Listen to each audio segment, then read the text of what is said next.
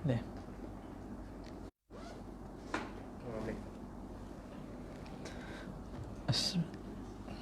Bismillahirrahmanirrahim. Assalamualaikum warahmatullahi wabarakatuh.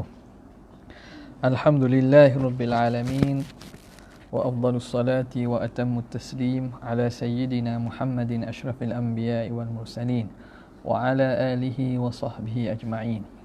Subhanaka la ilma lana illa ma 'allamtana innaka antal alimul hakim. Wa la haula wa la quwwata illa billahil aliyyil azim. Saddid lisani wahdi qalbi bihaqqi sayyidina Muhammadin sallallahu alaihi wasallam. Allahumma alhimna bil ilm wa zayyinna bil hilm wa akrimna bit taqwa wa jammilna bil afiyah. Allahumma akhrijna min dhulumatil wahmi wa akrimna bi nuril fahmi waftah alaina bi ma'rifatil ilm wa hassin akhlaqana bil hilm waj'alna mimman yastami'una al-qawl fayattabi'una ahsanah. Walhamdulillahi rabbil alamin. Alhamdulillah, bersyukur kehadrat Allah Subhanahu Wa Taala yang memberi kepada kita kelapangan dan mengizinkan kita untuk bersama-sama berada pada malam ini untuk kita teruskan lagi pengajian daripada kitab Aqaid An-Nasafiyah, yang mana kita dah sampai pada kalam musannif rahimahullah, wa ma huwal aslahu lil 'abdi falaysa biwajibin 'ala Allah ta'ala. Bismillahirrahmanirrahim. Qala al-muallif rahimahullah wa nafa'na bi'ulumihi fid darain amin ya rabbal alamin. Kata Syekh An-Nasafi, wa ma huwal aslahu lil 'abdi falaysa biwajibin 'ala Allah ta'ala. Dan perkara yang aslah, yang lebih elok bagi hamba, maka dia tidak wajib, adalah tidak wajib atas Tuhan, yakni melakukan al-aslah. Okay. Ini perbahasan berkaitan dengan satu konsep di sisi Mu'tazilah, as-salah wal aslah. Yang mana di sisi Mu'tazilah, Allah Subhanahu Wa Taala wajib melakukan perkara yang baik dan lagi baik. Salah wal aslah, yang baik dan lagi baik. Jadi sini dia ambil kataan aslah sajalah. Jadi mafhum di situ as-salah wal aslah. Kerana salah lawannya fasad. Aslah muqabilnya ialah salah. Baik lawannya tak baik. Lebih baik lawannya baik. Benda yang lebih baik muqabilnya ialah baiklah. Yang lebih baik itu lawannya yang baik juga, cuma dia lebih baik, itu panggil aslah. Salah lawannya fasad. Benda yang baik lawannya tidak baik. Okay. Jadi dalam akliyah Mu'tazilah, dalam pemikiran Mu'tazilah, mereka mengandaikan Allah ini dan mengiktikadkan bahawa wajib atas Tuhan buat perkara yang baik. Kalau ada perkara baik dan tak baik, wajib Allah Ta'ala buat yang baik. Kalau antara yang baik dan terlebih baik, wajib Allah Ta'ala buat yang terlebih baik, al-aslah. Kerana apa? Konsep ini semuanya nak membawa pada tanzih belaka. Cuma pemikiran ataupun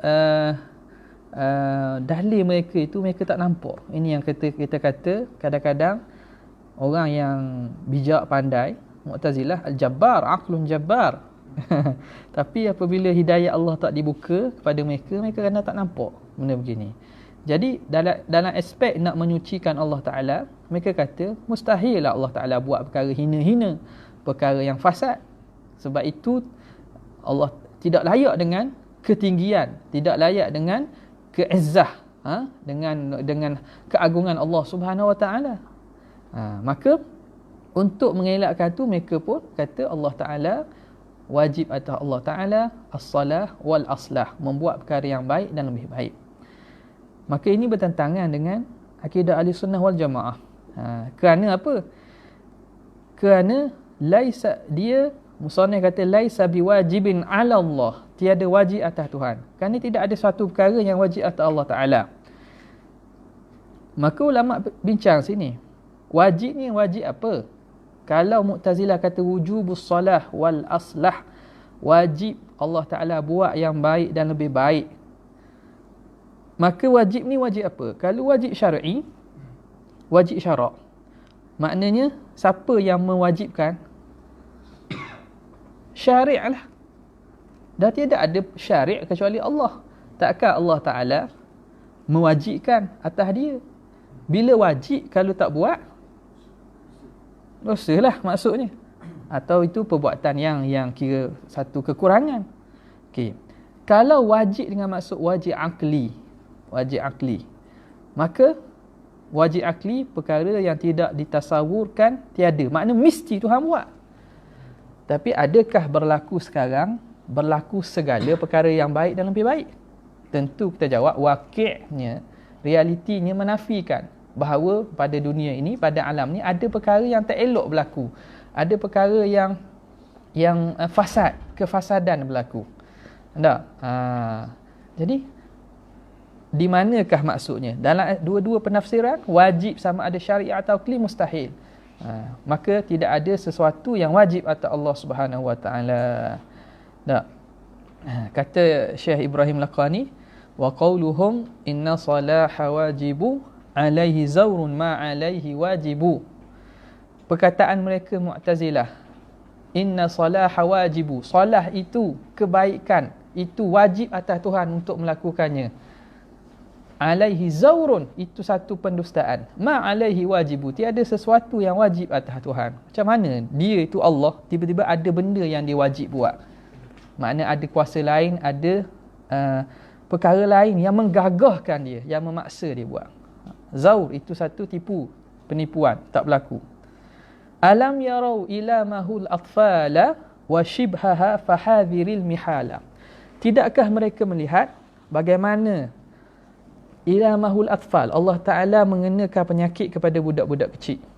Wa shibhaha, dan seumpamanya.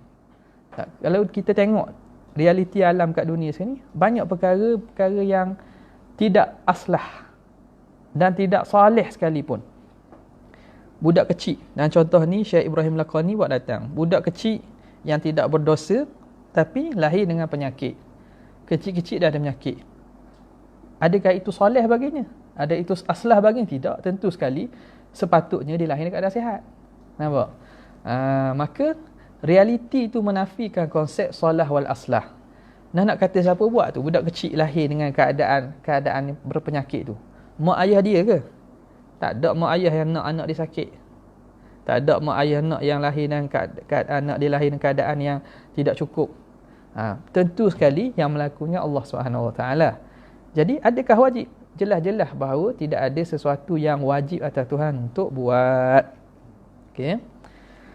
Fahadhiril mihala, maka takuti, jauhilah kamu daripada perkara mustahil. Ahli sunnah wal jamaah menjawab bahawa kalau macam tadilah, kalau ada satu perkara yang wajib di atas Allah Subhanahu Wa Taala, maka Allah itu digagahi dan terpaksa.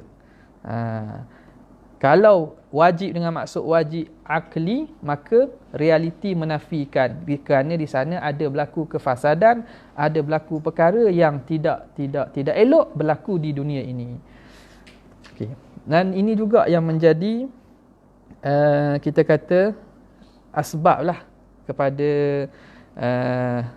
munazarah ataupun yang berlaku antara Imam Abu Hasan Syari dengan bapa mertuanya Qadi Al-Jubai. Ada? Pak tiri dia. Bapa mertua, pak tiri dia kahwin dengan mak dia. Bapa tiri dia. Apabila dia tanya soalan tentang tiga orang, apakah masir, apakah keadaan berlaku kepada tiga orang ni? Pertamanya, seorang lelaki yang dewasa mati dalam keadaan beriman. Yang kedua, kanak-kanak yang mati kecil. Yang ketiga ialah orang kafir, orang dewasa yang mati dalam kufur. Wa'iyazbillah. Maka dia tanya, apakah kesudahan tiga-tiga orang ni? Maka dia jawablah, Abu Ali Jubai jawablah, dia kata yang pertama itu fa ahlud darajat. Dia itu ahli syurga yang duduk di darjat-darjat syurga yang tinggi. Adapun orang kafir itu, maka fa ahlud darakat, dia masuk dalam neraka lah. Adapun budak kecil itu tak di sini, tidak di sana. Sebab dia tak ada amal. Maka Syekh Abu Hasan Asy'ari dia tanya balik. Maka kalaulah berhujah, mereka bertiga berhujah depan Allah Subhanahu Wa Taala.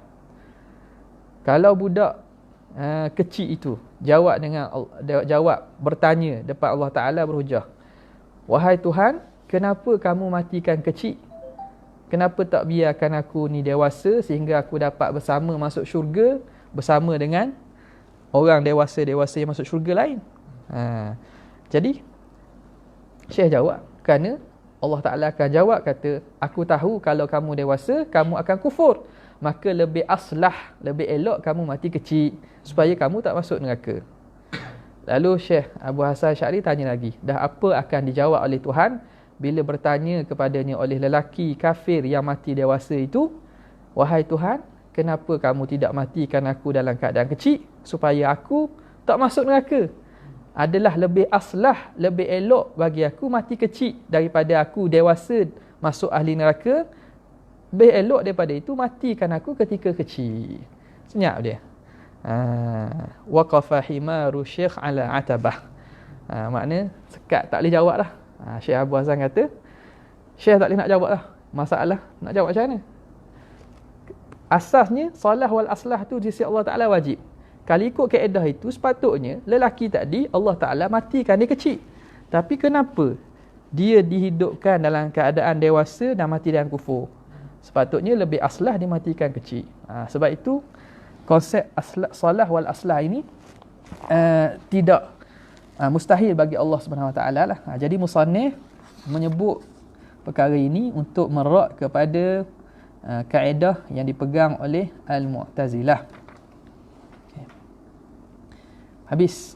Kemudian kita masuk pada seterusnya. Ini masuk mengenai tentang ahwalul akhirah. Cerita mengenai tentang sam'iyat, perkara-perkara yang berlaku pada hari akhirat. Wa 'adzabul qabri lil kafirina wa li ba'dhi 'usatil mu'minina wa tan'imu ahli ta'ati fil qabri bima ya'lamuhu Allahu wa yuriduhu. Sekarang pengarang akan sebut beberapa perkara, yang perkara ini semuanya perkara sam'iyat. Nak sampai kepada ni, pertamanya asas keimanan kena ada. Percaya ada Allah Ta'ala, percaya ada Tuhan. Kemudian percaya muballigh anillah, iaitu Rasulullah. Lepas itulah datangnya segala perkara yang Nabi bawa datang daripada Allah Ta'ala, kita beriman. Walaupun tidak ada bukti secara saintifik, secara zahir. Ini semua perkara yang memerlukan kita beriman dengan secara penuh hati ni.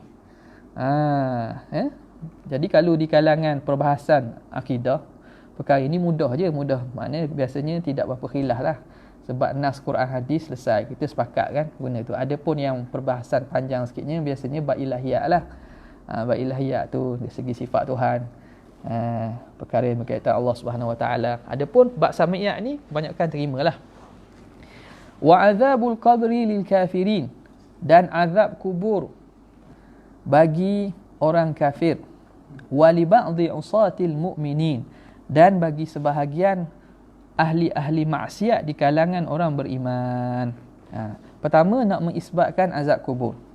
Mengisbatkan azab kubur. Dulu heboh kan tentang orang yang nak menafikan azab kubur kan. Jadi itu antara perkara yang terkeluar daripada akidah Ahlussunnah wal Jamaah lah. Kerana azab kubur ni sabit. Sabit dengan Quran, sabit dengan nas. Nabi SAW sebut tak, idza wudi'al 'abdu fi qabrihi wa tawalla anhu ashabuhu, apabila seseorang itu diletakkan dalam kuburnya dan orang yang menghantar jenazah kembali, dan ahli mayat itu, si mati mendengar qara'a ni'alihim, bunyi tapak kasut, bunyi sepatu. Apabila dah balik tu, maka atahu malakan, akan datang dua orang malaikat. Datang dua orang malaikat yang dinamakan Munkar Nakir, lalu disoalkan dengan soal kubur. Panjanglah tu hadis yang masyhur, tanya mengenai ma rabbuka, apakah agama kamu, tanya mengenai tentang Rasulullah, apakah ikutan kamu. Kalau boleh jawab, selamat. Kalau tak boleh jawab, kena ketuk. Itu secara ringkaslah. Maka itu antara perkara-perkara azab dan juga ahwal berkaitan dengan kubur ni. Maka di situ, dalam alam dunia dan alam akhirat, ada satu alam perpindahan yang dinamakan alam barzakh. Barzakhun ni dinding, tembok, pemisah, barzakhun. Jadi antara nak alam dunia ke alam akhirat tu barzakh namanya. Alam barzakh ni alam kubur di situlah. Itu di alam lain dah tu. Maknanya kalau kita letak kamera ke, kita letak mikrofon ke dalam kubur, boleh dengar tak boleh dengar tu. Kalau tak boleh dengar pun tidak membuktikan bahawa tiada alam kubur, sebab dia masuk alam lain dah. Masuk dalam alam lain dah. Sebagaimana kita tak dengar di alam jin dah, yang hadir.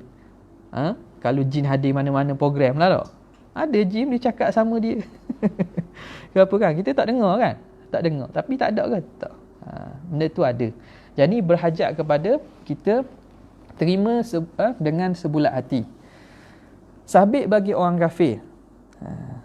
Sabit bagi orang kafir. Antara dalil lagi digunakan ialah cerita mengenai Fir'aun. Allah Ta'ala sebut, An-naru yu'raduna 'alaiha ghuduwan wa 'ashiyya wa yawma taqumu as-sa'atu adkhilu ala fir'auna ashaddal 'adzab. Itu jelas daripada surah Ghafir ayat 45 hingga 46. An-naru yu'raduna 'alaiha. Allah Ta'ala ceritakan bagaimana kesudahan Fir'aun dan juga puak-puak Fir'aun ni. Fir'aun ni, neraka dibentangkan kepadanya ghuduwan wa 'ashiyya, pagi dan petang. Pagi dan petang, makna sepanjang hari lah. Neraka dibentangkan. Wa yauma taqumus sa'ah, dan hari kiamat nanti akan dikatakan kepada mereka, adkhilu ala fir'auna ashaddal 'adzab. Akan dikatakan kepada ahli Fir'aun ni, masuklah kamu ke seteruk-teruk azab. Okey, tadi neraka dibentang siang malam tu kat mana tu? Tentulah kat dunia. Sebab lepas tu Tuhan kata, pada hari kiamat akan dikatakan masuklah dalam neraka yang azab sangat-sangat, bersangatan pedih. Jadi dibentang siang malam tu kat mana? Kat dunia lah.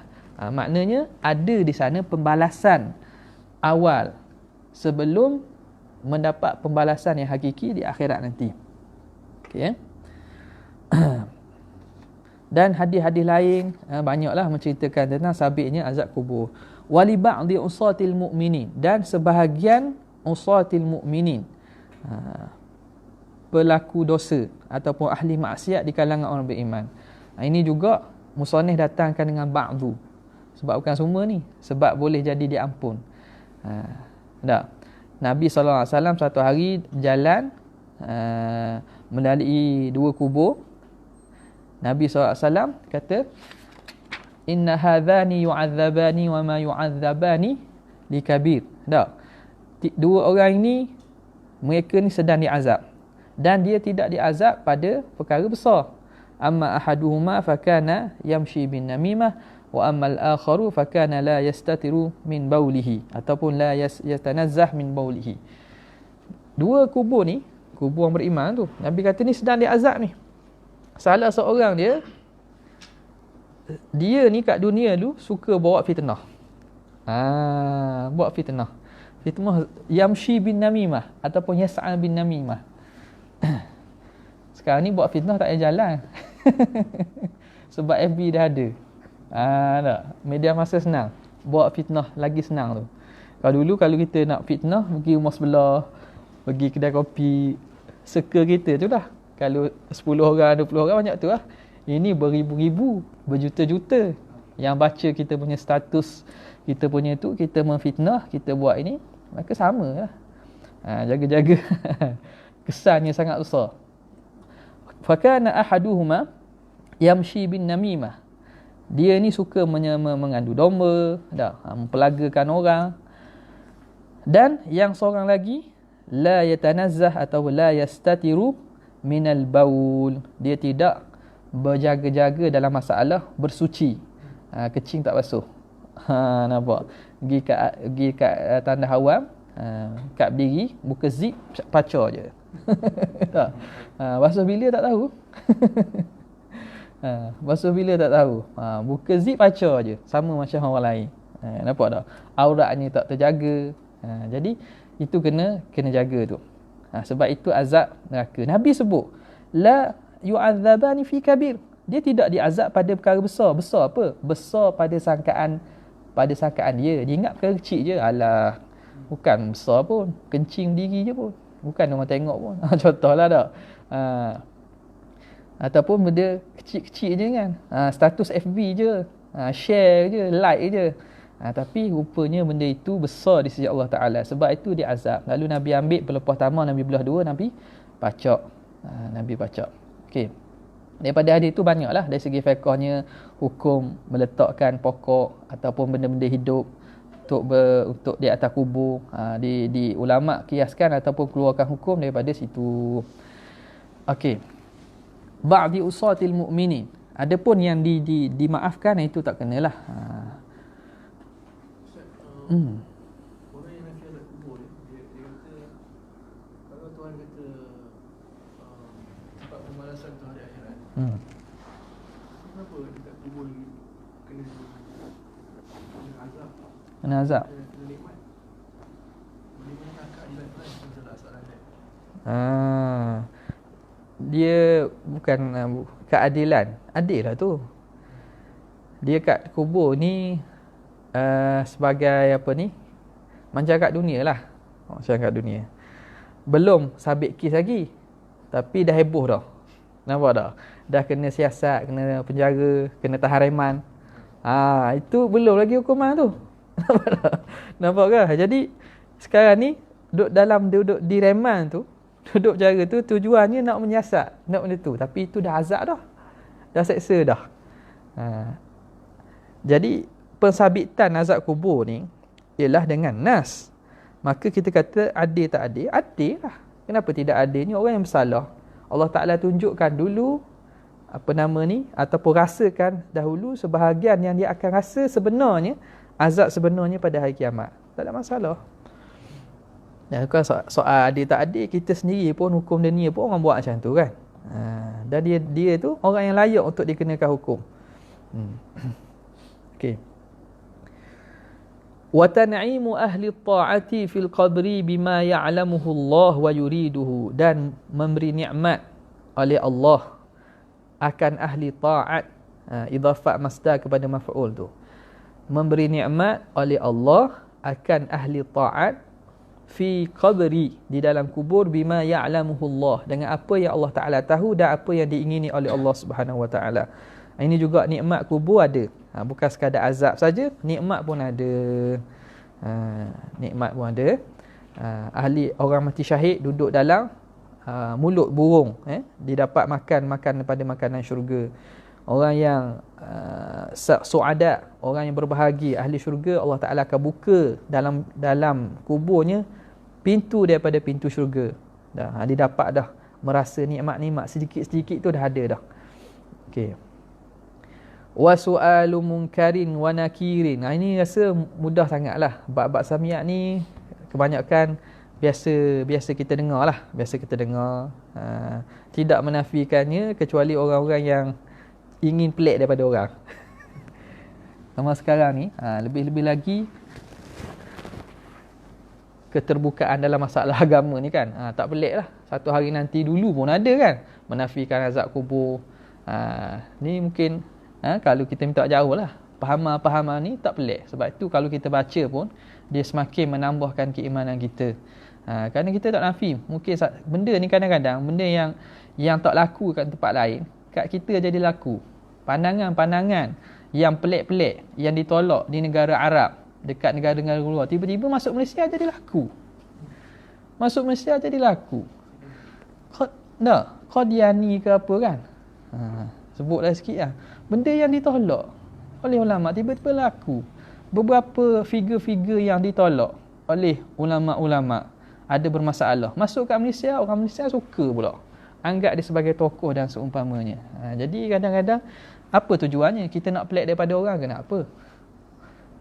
Ikutlah jalan yang mana menjamin keselamatan kita. Ini bukan masalah nak cari populariti dan seumpamanya. Sebab itu kalam hukama dia kata likulli saqitin laqitun. Setiap benda yang kecicir tu pasti ada orang ambil. Tak, benda-benda yang tak laku kat luar, panggil benda tercicir lah, tak ada nilai, ada orang ambil. Tak percaya pergilah kat tong sampah tu. Kita pergi buang, ada orang ambil. Boleh hidup dengan barang-barang yang dibuang oleh orang lain. Jadi begitulah juga pandangan-pandangan pelik ni. Nak akhir zaman fitnah yang banyak ni, kena jagalah berkaitan dengan akidah kita. Wa su'alu munkarin wa nakir, soal munkar dan nakir, thabitun bidalaili as-sam'iyyah, sabit dengan dalil-dalil sam'i. Juga soal munkar nakir, yang mana munkar nakir ni ialah dua malaikat yang datang untuk menyoal ahli kubur. Yang biasa kita dengar dalam talqin. Tak, talqin. Kalau baca talqin lah. Kalau tak baca tak tahulah hadis tu. Berkaitan yang ditanya. Apa nama ni? Ditanya, fa in kana mu'minan qala Allahu rabbi, mar rabbuka. Ditanya mar rabbuka. Rabb, tidak tanya man ilahuka, mar rabbuka. Makna kalau Rabb dengan ilah ni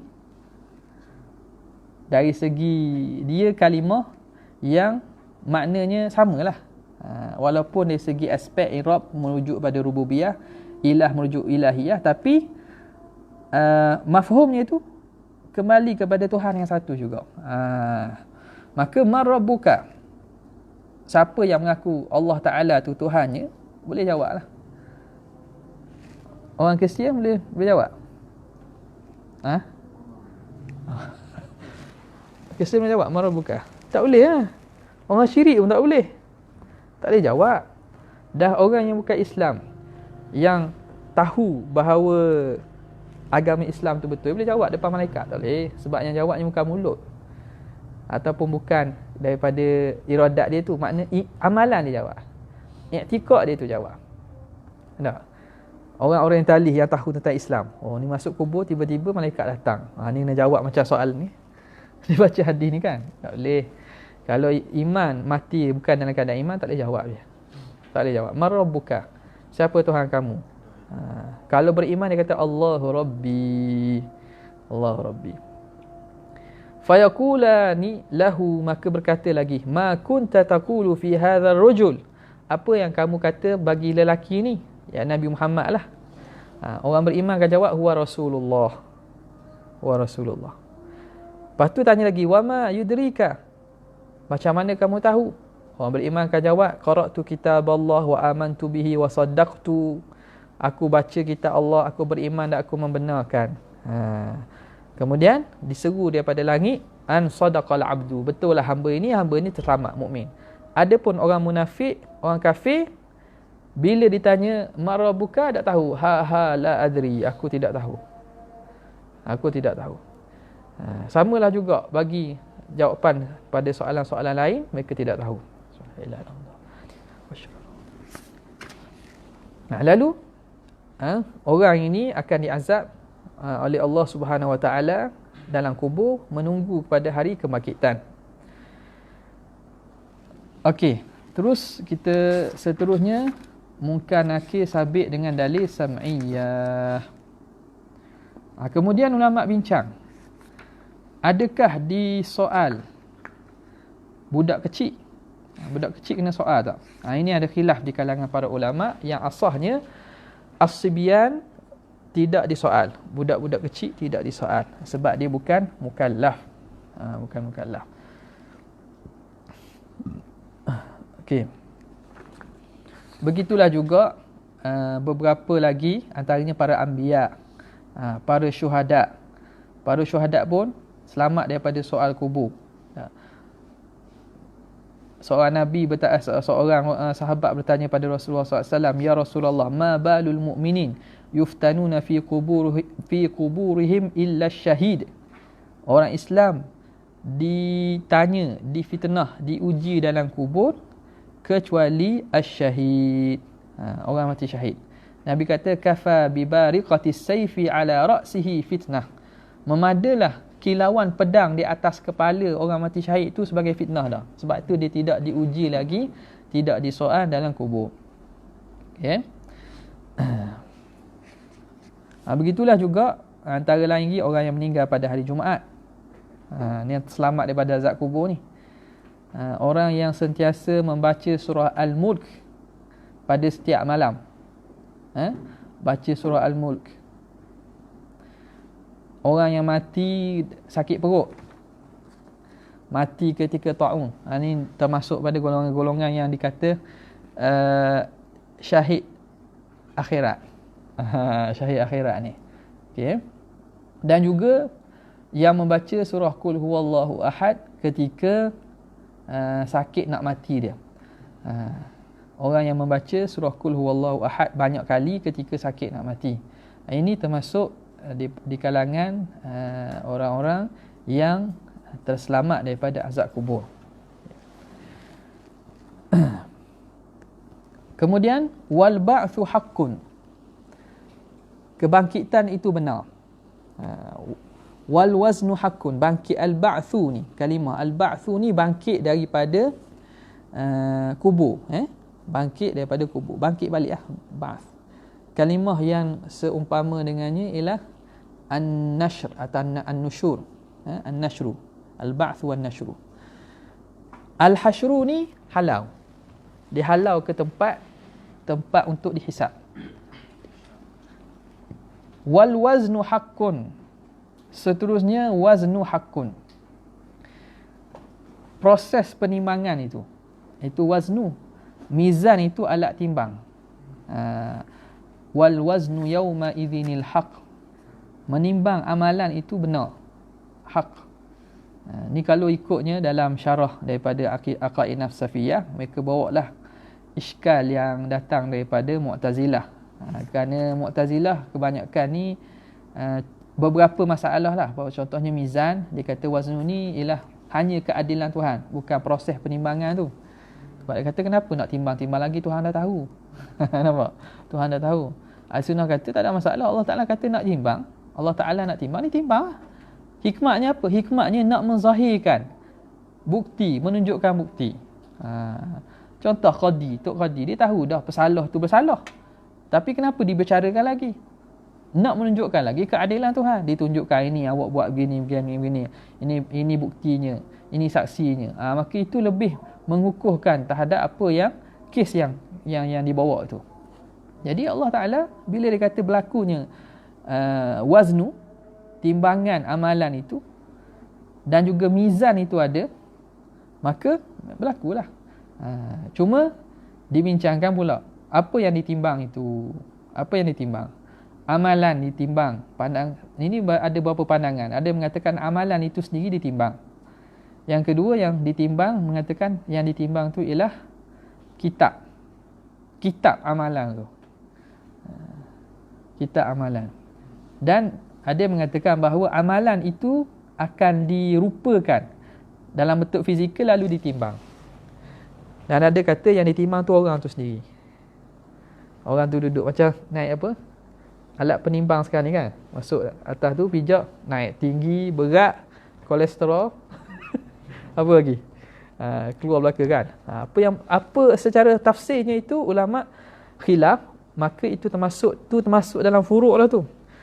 Percaya adanya waznu, adanya proses penimbangan dan adanya mizan, alat menimbang itu daripada usul lah, usul akidah. Cuma bagaimana keadaan itu ulama khilaf. Maknanya kita tak tahu pun ataupun kita i'tikad mana-mana pun tidak ada masalah, dia tidak mencacatkan pada akidah. Okay. Kemudian kata dia wal waznu haqqun. Mizan pula. Mizan tu macam mana? Adakah dacing? Neraca tu adakah berbentuk dacing? Ada dua kaffatain? Ada dua daun? Ataupun macam mana? Kalau berat dia ke bawah ke, atau berat dia ke atas, amalan baik Bila biasanya kalau dacing tu kita letak barang, dia akan turun ke bawah kan. Ada sebagian ulama kata kalau amalan baik ditimbang, dia akan naik atas. Sebab tinggi, menunjukkan ketinggian. Itu je. Itu benda-benda yang furuk lah, furuk dalam akidah ni. Maka yang dibangkit ni apa dia? Dibangkit tadi ialah roh dan jasad, bukan roh saja. Bukan roh saja. Ini kalau kita fikir pun mungkinlah akan ada pandangan-pandangan falsafah lain, dan kebanyakan ahli-ahli falsafah pun dia kata mustahil bangkit badan ni, jasad ni, sebab jasad ni dah dimakan oleh tanah. Jasad telah habis hancur, macam mana nak bangkit balik? Jadi yang bangkit tu apa? Roh sahaja. Jadi ini iktikad yang salah ni. Iktikad yang salah. Badan kita hancur, yang dibangkit roh sahaja. Kenapa? Kerana Allah Subhanahu Wa Taala mensabitkan hasyrun lil ajsad ni, bangkit bagi badan ni, dengan banyak ayat Quran. Qul yuhyi alladhi ansha'aha awwala marrah. Katakanlah Muhammad, yang menghidupkan balik badan ni, yang mencipta badan sejak pada kali pertama. Jadi perbincangan tentang kebangkitan hari kiamat ialah kebangkitan pada badan dan juga roh, bukan roh saja. Kalau roh saja, orang kafir musyrikin boleh terima. Tak, orang ahli falsafah boleh terima. Bahkan mereka kata yang dibangkit tu roh saja, jasad tak ada lah. Tapi yang nak disebut ni bangkit jasad. Itu sebab tu mereka, bangkit jasad macam mana ni? Itu mereka tolak tu. Kita disuruh beriman. Innahu huwa yubdi'u wa yu'id. Allah Ta'ala yang memulakan penciptaan dan dia akan mengulang penciptaan tu. Dia akan kembalikan balik. Tak? Banyaklah ayat-ayat Quran menceritakan bangkitnya bangkit ajsad. Jasad ni berserta dengan roh, bukan roh semata-mata. Yang ni menyebabkan kafirnya golongan falsafah. Bisalasatin kafaral falasafatil ida idh ankaruha wahya haqqun muthbitah ilmun bijuz'iyyin huduthu awalimi hasyrun li ajsadin wa kanat mayyitah. 3 perkara yang menyebabkan falsafah ni kafir. Ilmun bijuz'iyyin, mereka menafikan ilmu Tuhan yang juz'i. Dia mengatakan Allah Ta'ala ilmu Tuhan ni secara umum je, secara juz'i, secara perinci, halu-halu tak tahu. Tuhan hanya tahu secara umum je. Lepas berlaku baru tahu, itu badak. Secara halu-halu Tuhan tak tahu. Secara umum je Tuhan tahu. Lepas tu hudutsul awalimi, hudutsu awalimi, baharu alam ni. Itu juga pandangan falsafah, mengatakan alam ni, dia menafikan alam ni baharu, mengatakan alam ni qadim.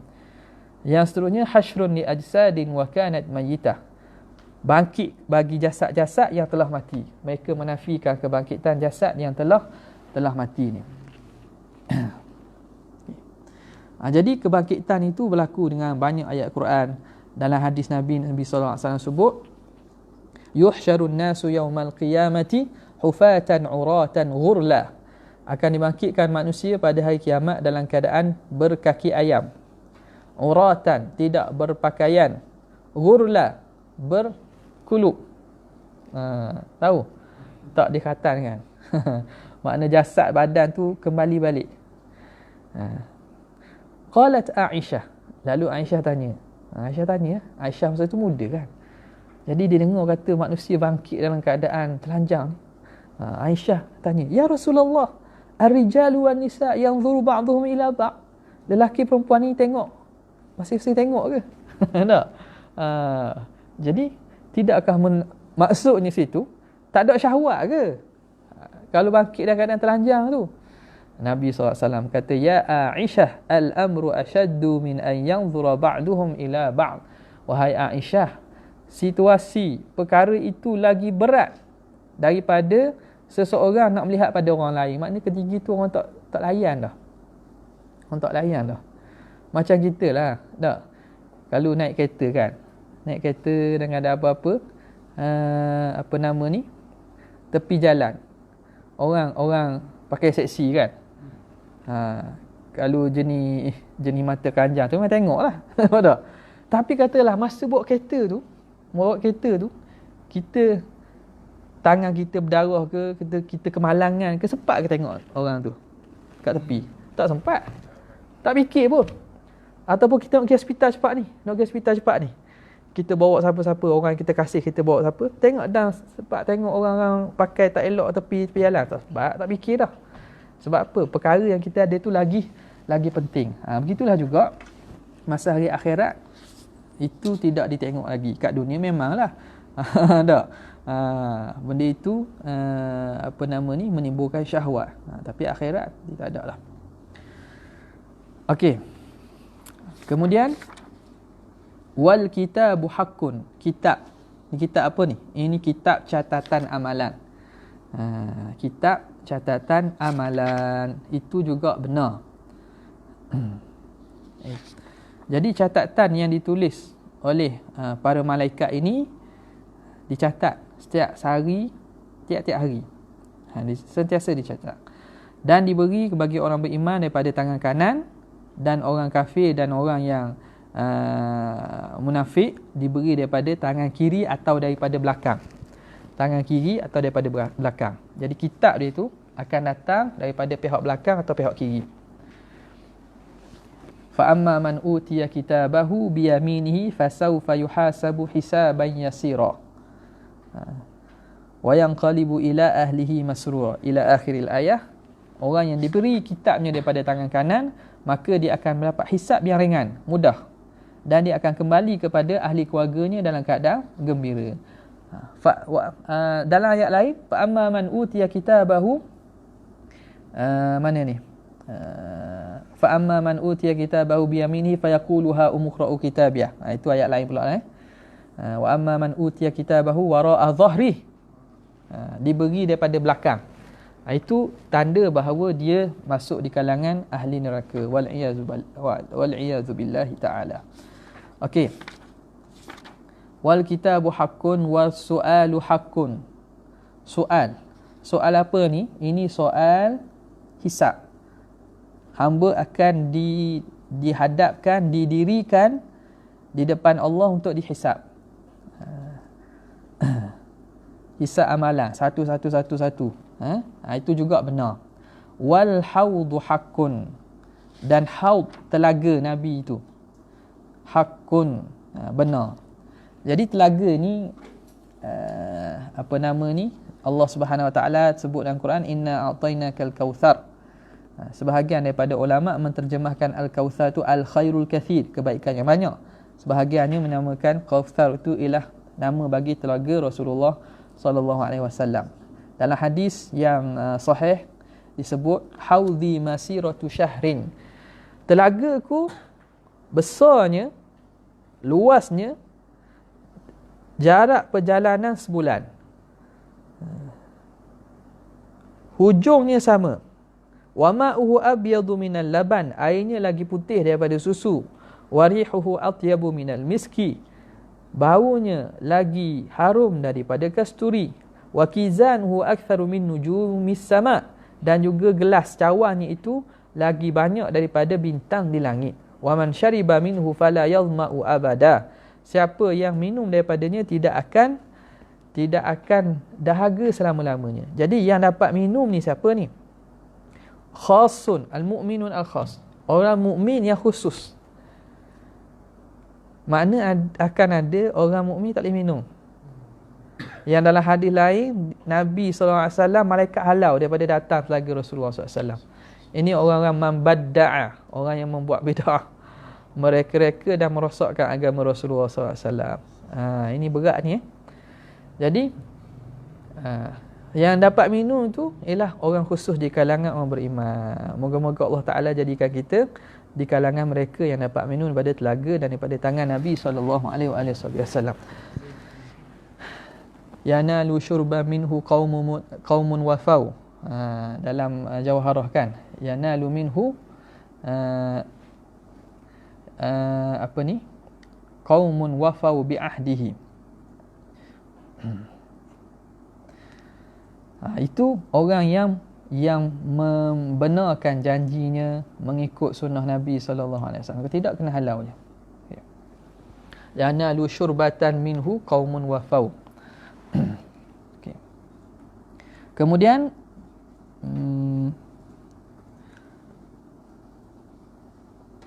dan telaga ni di mana? Telaga ni mana? Telaga ni sebahagian ulama katanya selepas daripada sirat, sebelum masuk syurga. Ada kata sebelum sirat, ada kata di mahsyar, ada kata ada 3. Ada 3 tempat.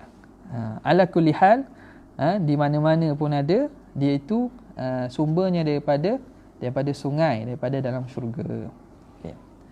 Kemudian Nabi sallallahu alaihi wasallam setelah memberi minum kepada umatnya, barulah umatnya masuk dalam syurga. Okay. Was-siratu haqqun. Kemudian berkaitan dengan sirat ni. Was-siratu haqqun.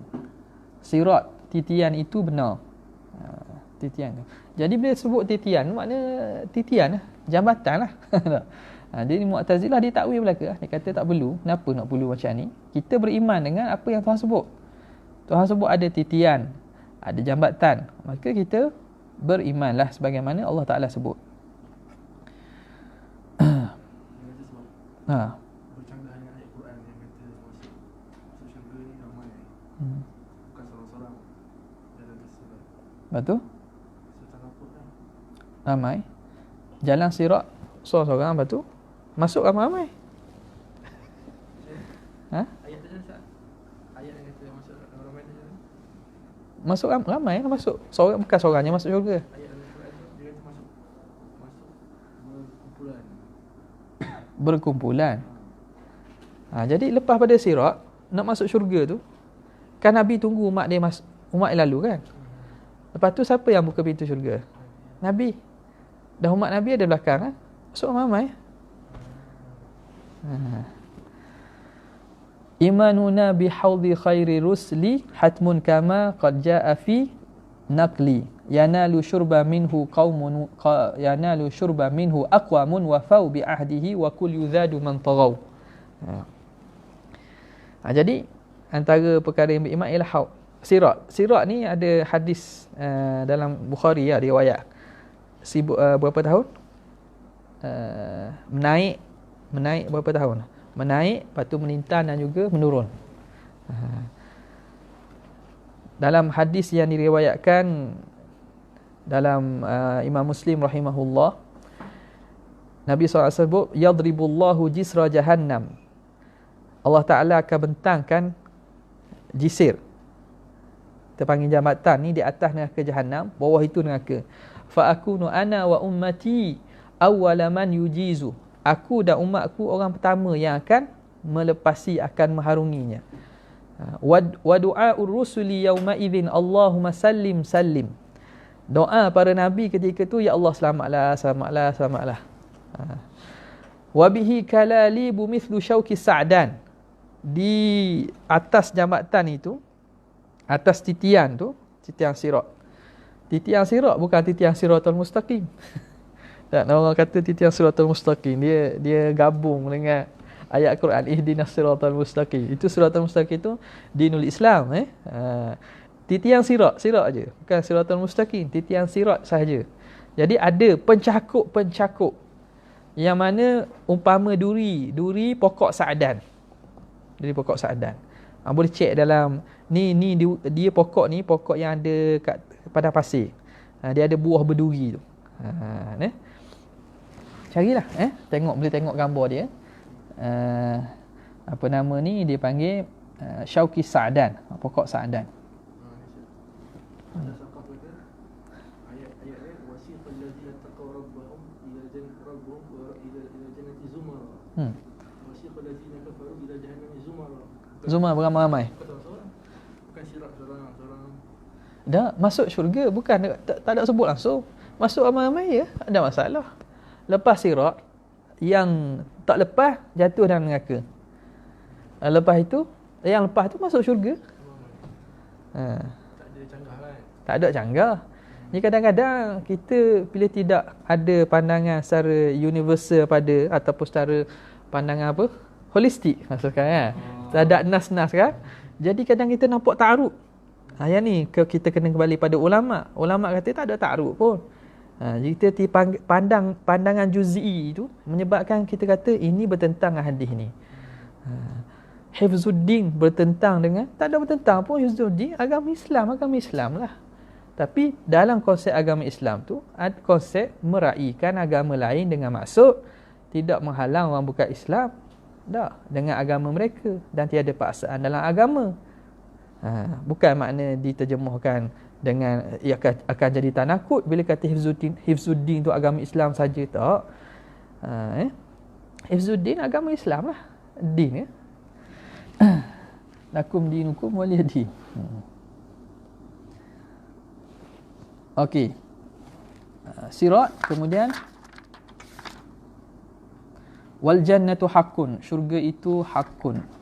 Jannah daripada perkataan jannah, iaitu satara, tertutup. Kenapa? Kerana jannah itu tertutup dengan pokok-pokok yang tebal, dengan maksud pokok-pokok subur. Dinamakan jannah. Bahasa jannah kebun tu, banyak pokok. Wan naru haqqun, neraka juga benar. Wa huma makhluqatanil an baqiyatani la yafnayani wa la yafna na'imuha. Syurga dan neraka telah dicipta sekarang, maknanya dah ada. Baqiyatani, kekal dia. La yafnayan, tidak musnah dia, dan tidak musnah nikmat-nikmatnya. Begitulah juga azab-azabnya. Jadi ini juga antara prinsip yang ahli sunnah wal jamaah, di mana Mu'tazilah kata syurga ni tak ada lagi. Kalau ada, kosong syurga, sia-sialah. Orang buat rumah tak duduk. Buat rumah tak duduk, sia-sialah. Takkan Tuhan buat perkara sia-sia. Jadi mereka pun kata syurga tak ada lagi. Dah tu Nabi Adam tu syurga, bukan syurga tu makna kebun. Makna kebun. So kita tidak tahu lah. Allah Ta'ala kata syurga. Dah siapa duduk? Ada dah yang duduknya. Ruh para syuhada, bidadari. Dah. Ada dah tu. Dah tak ada penghuni, tak ada masalah. Tak ada masalah. Balasannya pada hari akhirat. Yang ada tu, yang dah ada kat syurga tu, ada ruh orang syuhada dah masuk syurga dah. Okey. Begitulah juga neraka ada, dan ni tidak fana. Ini antara perkara 10 perkara yang ulama kata dikecualikan daripada musnah dengan tiupan sakakala. Antaranya syurga neraka lah. Arash, kursi, qalam. Syurga neraka ni tidak musnah. Tidak musnah. Yang Allah Ta'ala menghendaki begitu. Kemudian apa lagi? Dan kekal nikmat-nikmatnya. Juga bila dah masuk ahli syurga dan syurga, ahli neraka dan neraka, kekallah nikmat-nikmat syurga dan neraka tersebut. Ahli syurga kekal dengan nikmat syurga, ahli neraka mukmin yang diazab dahulu akan keluar akhirnya daripada neraka masuk syurga. Tinggal sahaja dalam neraka itu orang ahli neraka saja yang tidak beriman dengan Allah Subhanahu Wa Taala. Yang ada walaupun sekelumit sedikit iman dalam hati, dia akan keluar juga, akan masuk syurga juga. Tapi bayangkan lama mana wallahu alam. Lama mana Allah alam. Adakah neraka fana? Tidak fana lah. Dari sisi ahli sunnah wal jamaah, tidak fana. Neraka syurga tidak fana. Sebab apa? Sebab ada pandangan mengatakan akan fana. Dan sebahagian daripada pandangan batiniah, dia kata orang duduk dalam neraka ni, bila lama sangat duduk dalam azab tu, azab bertukar menjadi nikmat. Azab bertukar menjadi nikmat. Jadi tidak ada dah di situ macam-macam pelik-pelik je. Sekarang pelik-pelik lah. Jadi ahli neraka akan sentiasa diazab. Sentiasa. Kullama nadijat juluduhum baddalnahum juludan ghairaha liyadhukul azab. Tiap kali masuk rentung kulit ini, Allah Ta'ala ganti kulit baru supaya mereka merasa azab pula. Maka ulama istinbat sebenarnya apa tu? Sebab kenapa Tuhan sebut kulit? Sebab kulit ni lah banyak saraf-saraf sakit ni duduk kat kulit. Reseptor sakit ni kat kulit. Tuhan sebut kulit tu bukan semata sebut kulit tu, kerana ada nak beri hint, nak beri isyarat kepada ilmu. Okay. Kita laju-laju sikit kan. Sebab benda mudah je ni. Wal kabiratu la tukhrijul mu'mina minal iman wala tudkhiluhu fil kufri. Dan dosa besar itu tidak memasukkan seseorang mukmin, tidak mengeluarkan seorang mukmin daripada keimanan dan tidak memasukkannya dalam kekufuran. Kita berhenti solat sekejap boleh? Okey.